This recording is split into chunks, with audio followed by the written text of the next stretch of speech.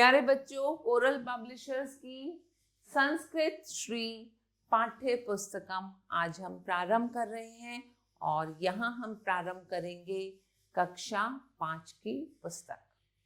तो अब हम प्रारंभ करते हैं पाठ नंबर 2। पाठ का नाम है प्रभात वेला। प्रभात इज मॉर्निंग, तो इसको कहा जाता है मॉर्निंग टाइम। और इस पाठ में आपने क्या सीखा है? इस पाठ में प्रातः काल का सुंदर वर्णन किया है जो आप सीखने वाले हैं। हमेशा हमें प्रातः काल व्यायाम और सैर करनी चाहिए, ये चीज आप इस पाठ में सीखने वाले हैं। तो पाठ प्रारंभ करते हैं। प्रातः कालिनी सुषमा अतीव रमणीया भवती, अर्थात प्रातः काल की शोभा अत्यंत सुंदर होती है। सूर्योदय, सूर्य के उदय के समय को सूर्योदय कहा जाता है। यावत तावत प्रभात वेला एव उच्यते, अर्थात जब सूर्य निकलता है उसे ही प्रातः काल कहते हैं। तो सुबह का समय जब सूर्य उदय होता है उसे क्या कहा जाता है? प्रातः काल। आगे चलते हैं। प्रभात वेल्याः प्रकृतेः शोभा अपि अति मनोहारिणी भवति, अर्थात प्रातः काल में प्रकृति की शोभा भी अत्यंत मनोहारी होती है। सूर्योदय काले रवेः रक्तः बिंबः मनोहरति, इसका अर्थ हुआ सूर्योदय के समय सूर्य की लाल रंग की झलक मन को हरती है। सुप्तोत्थितः पक्षिणः मधुरेण कलरवेण शांतम भूमंडलम संगीतमयम कुर्वन्ति, इसका अर्थ हुआ जब हम सोकर उठते हैं उसी तरह पक्षी भी सोकर उठे हुए पक्षी के मधुर कलवर शांत भूमंडल को संगीतमय कर देते हैं। तो जब प्रातः काल का समय होता है उस समय जब पक्षी भी सोकर उठते हैं और उनकी जो मधुर मधुर आवाज होती है, वो जो शांत भूमंडल होता है उसको और भी सुंदर बना देते हैं। वनेषु उपवनेषु नदी तटेषु क्षेत्रेषु च शीतलः मंदः सुगंधः समीरः वहति, इसका अर्थ हुआ वनों में, बगीचों में, नदी के किनारों पर तथा खेतों के शीतल तथा सुगंधित वायु धीरे धीरे बहती है। प्रभात वेल्या, सुबह के समय शुद्ध वायु हो परिभ्रमणेन स्वास्थ्यम वर्धते, अगर हम सुबह जो प्रभात वेला होता है उस समय भ्रमण करते हैं तो वह हमें स्वस्थ बनाता है, वह हमारे स्वास्थ्य के लिए अच्छा होता है। प्रातः काले वृक्षाणां हरिता शोभा पुष्पाणां सुगंधिश्च विहरतां जनानां नेत्रे मनः च प्रीणयतः, इसका अर्थ हुआ प्रातः काल में वृक्षों की शोभायमान हरियाली और फूलों की सुगंध घूमने वाले लोगों के नेत्रों और मन को प्रसन्न करती है।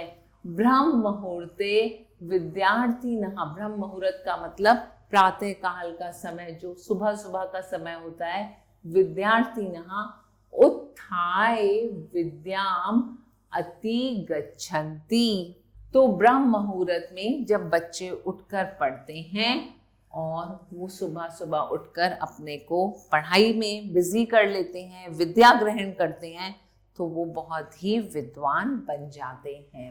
इसके बाद हम आते हैं प्रभात वेल्या मुदितः सर्वे जना सर्वेषु सर्वेषु कार्येषु संलग्नः दृश्यन्ते, अर्थात प्रातः काल में प्रसन्न सभी लोग अपने अपने कार्यों में लगे हुए दिखाई देते हैं। ओजन वायुना लब्धश्चत्य पुरुषः आसायं स्वस्थ चेतसा कायेन च कार्यं कुर्वन्ति शास्त्री च ननु भवन्ति। इसका अर्थ हुआ शुद्ध वायु में प्राप्त शक्ति से पुरुष संध्या तक स्वस्थ मन और शरीर से कार्य करते हैं। अस्माभिः सदैव सूर्योदयात् पूर्वमेव उत्थातव्यम् उद्यानादिषु च यथा कालं परिभ्रम्य गृहम् आगन्तव्यम्। इसका क्या अर्थ हुआ? और थकान का अनुभव भी वे नहीं करते। हमें भी सदैव सूर्योदय से पूर्व ही उठना चाहिए और बगीचों आदि में निश्चित समय तक घूमकर घर जाना चाहिए। तो हमें भी मॉर्निंग में उठकर क्या करना चाहिए? मॉर्निंग वॉक करनी चाहिए।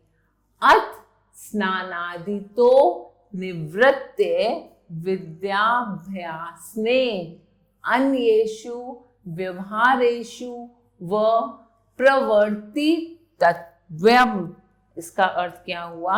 इस प्रकार हमें अपने दिन को प्रारंभ करना चाहिए और फिर उसके बाद विद्या ग्रहण करने के लिए विद्यालय जाना चाहिए। अब आपके लिए कुछ प्रश्न हैं। पाठ में से आप बताएंगे कि प्रातः काल की शोभा कैसी होती है। और आपको मालूम है कि प्रातः काल की शोभा बहुत ही अद्भुत होती है, आपको वह बहुत ही मनोहर लगती है। दूसरा प्रश्न है, सूर्योदय के समय सूर्य कैसा होता है? सूर्य बहुत शांत होता है, बहुत ही ज़्यादा ऊर्जा देने वाला होता है और आपको इतनी ज़्यादा शक्ति प्रदान करता है जिस शक्ति से आप सारा दिन बिना थके कार्य कर सकते हैं। और अब आते हैं शब्दार्थ पर, वर्ड मीनिंग पर। तो पहला शब्द आपके पास आता है अतीतायाम। अतीतायाम का अर्थ होता है बीतने पर, that means at the end. आरंभ्यते, आरंभ का होता है अर्थ किसी भी चीज की शुरुआत करना, दैट इज स्टार्ट। होरा, होरा का मतलब होता है घंटा, दैट इज आर। उत्थाय मीन्स उठकर, to wake up, get up. अधिगच्छन्ति, प्राप्त करते हैं। अधिगच्छन्ते का अर्थ होता है किसी चीज को प्राप्त करना, गेट। आसायम, आसायम का मतलब संध्या तक, टिल इवनिंग। अनुभवन्ति मीन्स हम किसी चीज का अनुभव करते हैं, अर्थात फील करना। और अब अभ्यास कार्य, मैं आपको रिक्वेस्ट करूंगी कि आप इस अभ्यास कार्य को अब स्वयं करें। तो यहाँ आपका पाठ समाप्त होता है। आभार, मिलते हैं नए पाठ के साथ।